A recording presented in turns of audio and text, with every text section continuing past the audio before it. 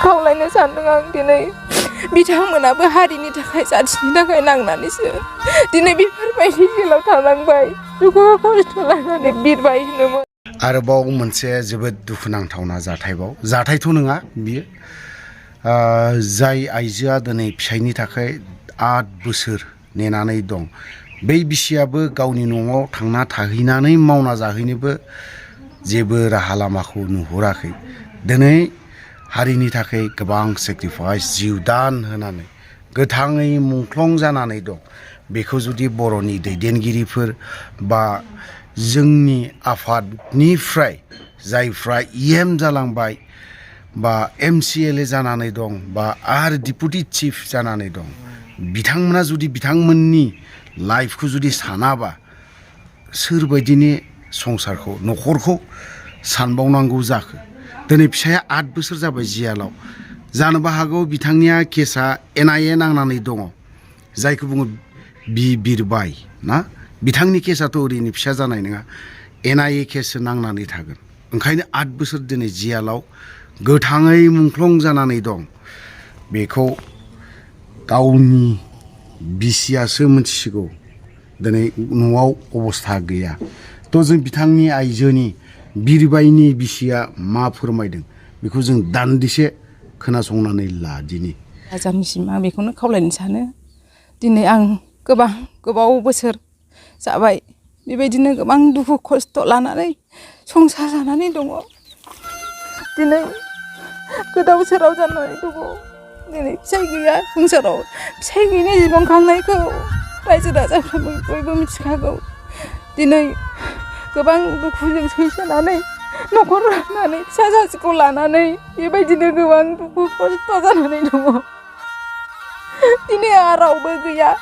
दिनै आं न'आव थांनानै जाहैनोबो न'आनो गैया अबस्था गैया। दिनै बिफा थैलांबाय आंनिबो आंखौ फिसिनो जाहोनो थाखाय आंहा रावबोआनो गैखाला। दिनै गावनि न'आव थांनानै जाहैनोबो बिसोरनोबो आंखौ फिसिनायनि राहायानो गैखाया। ओरैबायदि दुखु जोबोद फोरमायबाबो फोरमायस'नो हाया। दिनै बेखायनो खावलायनो सानदों आं दिनै बिथांमोनाबो हारिनि थाखाय जाथिनि थाखाय नांनानैसो दिनै बेफोरबायदि जेलाव थानांबाय दुखु खस्थ' लानानै बिरबाय होनोमोन। सिगां बिजनिनिमोन ओमफ्राय न'आवनो थाखायाखिसै नालाय सिगांनिफ्रायनो ओरै थांबाय। ओमफ्राय बिसनाथ जोंनि न'आ बिसनाथ सारियालियाव माब्लाबा थांनानै नायनो हागोन। जोंनि न'खराथ' गैखाया न'आनो गैया ओरैबायदि खस्थ'। आफायाबो दिनै आर्मि पुलिसजों बुग्रि जाबाय। ओरैबायदि असान्थिमोन जोंनि न'खरा सिगांबो बिसोर थानाय समाव ओरैबायदि नाख्रेबजायो नासयजानो आर्मि पुलिस फैयो सानफ्रामबो नागिरफैयो न'आव थानो मोना। दिनै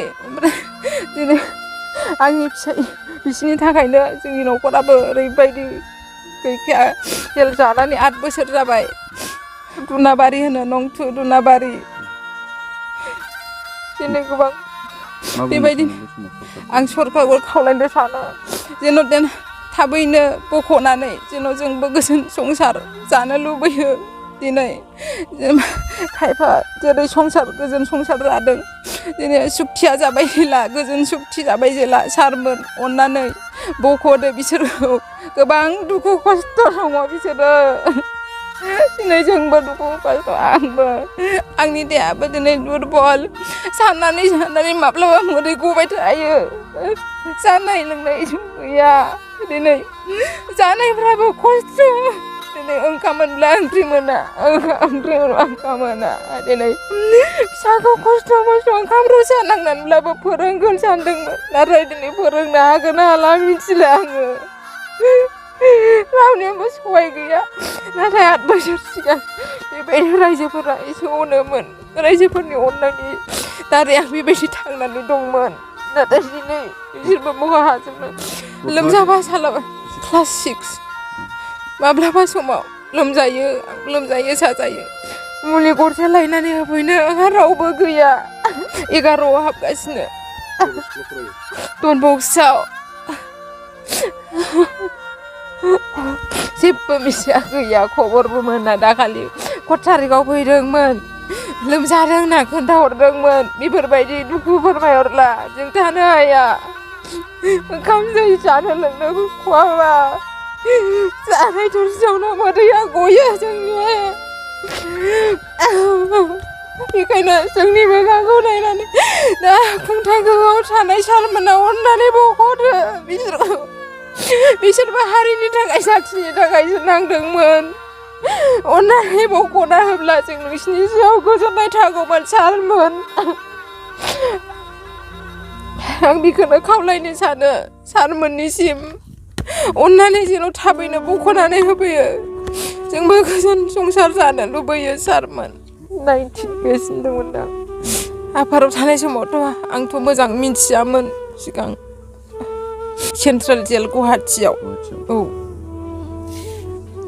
लोगोसे गोबाङैनो दं बिसोरो 60 जन होनदोंमोन बेखायनो बिथांमोनाबो गोबां दुखु खस्थ'जों सैसोबोबाय बेखायनो बिसोरखौबो अननानै बख'दो नोंसिनि सायाव जोङो बख'ना होयोब्ला गोजोननाय थागौमोन सारमोन अननानै खावलायदों आं सारमोन बख'दो इसोरखौ आंथ' खबर मिन्थिया जेबो आङो मावदों ना मावाखै गावसोर मिन्थिगौ आं मिन्थिया जेबो आंथ' मावनोनो जेबो मोना राहायानो गैया आंहा मावनानै जानो गोजानाव थांनानैबो मा मावहैनाय जों हिन्जाव माहारिया गाज्रि नुजायो गथ' सासेखौ सोरो गालांनाय आङो गोजानाव थांनानै मावहैनोबो मोनथ'वाखै जेबो बेफोरबायदिनो खबर गैथ'आ आं मिन्थिथ'वाखै मोनदोंना मोनाखै मोनोना मोना सिगांलाय बिदिनो नामखौ बिनिखौ गैया होनदोंमोन माखासेफोरनि सफैबाय होनदोंमोन बिनि गैया होनदोंमोन दाबा सफैना सफैयाखै आंखौ खबर गैया रायज्लायनोबो मोना आं रावजोंबो थांनाय जाया बे जायगायावथ' आं बुहुद खस्थ' भुगिनानै दङ गोबांथार बिदिनो 8 बोसोर बारलांनायफ्राव रायजो राजाफ्रा बिदिनो एसे एनै थाइसे थाइनै सहाय होबोदों आरो आं गैथारियाव माइरं बिदिनो खांनानै आंनो होफैदों जानो थाखाय बेबायदिनो ओमफ्राय बिदिनो माब्लाबा बिदिनो दाउ बोरमा अमा लायो ओमफ्राय सिफोर दायो बेफोरजोंनो खस्थ' मस्थ' सोलियो नाथाय थोआ माब्लाबा जों मानसि हिसाबै लोमजागोन साजागोन थाखा गैया फैसा गैया बेबायदि जायो आरो माब्लाबा समाव मोसौ बोरमा अमा बोरमाफ्राथ' सानसेनो दाउफ्राथ' सानसेनो देरब्र'बा बेबायदिनो गोबां खस्थ'यै दं आरो आं स्कुल फोरोंनायावबो बिदिनो खस्थ' मस्थ' बिदिनो बिबायनानै फोरोंनायसै सानदोंमोन बिदिनो खस्थ' मस्थ'यै नांगौब्ला बोथिसे रसा नांनानैबाबो आङो फिसाखौ फोरोंगोन सानदोंमोन थांखि लादोंमोन फिसानि सायाव खस्थ' मस्थ' होयो बिदिनो दाहार लायो बबावबा सोलाव लायथ'यो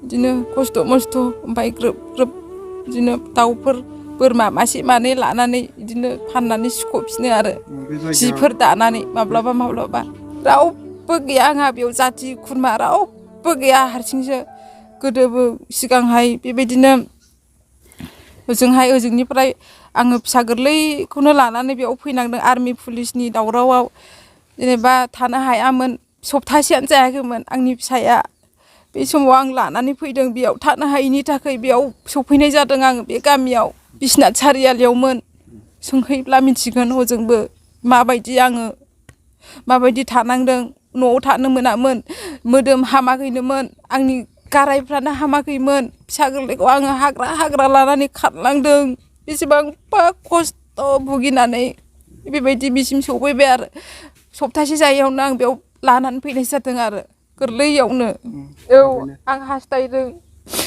गयोब्ला सारमोननिसिम बहुद गोजोननाय थागौमोन बख'ना होयोब्ला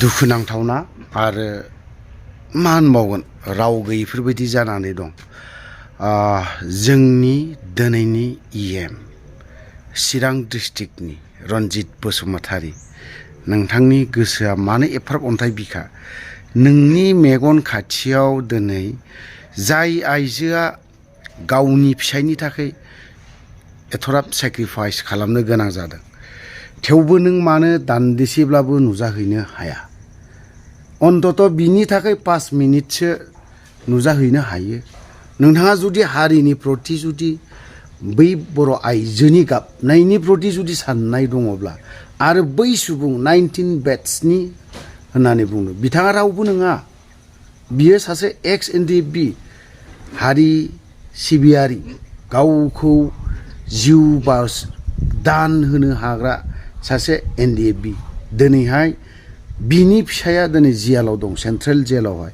होनबा दिनैसिमबो मानो सावरायग्रा मोना बा गबिन्द बसुमतारी मोना एसेबो दान्दिसेबो नायहैनो हाया नामा? बेल' नङा बिनि बेफोरबायदि गोबां आइजोफोर दं माने दुखु नांथावना आं राव गैयिफोरबायदि जानानै दङ बिनि फिथाइखौ सानसे नङा सानसे बिनि पापखौ बिनि अयनायखौ सानै मानसिया मोजां रोखोम मोनगोन।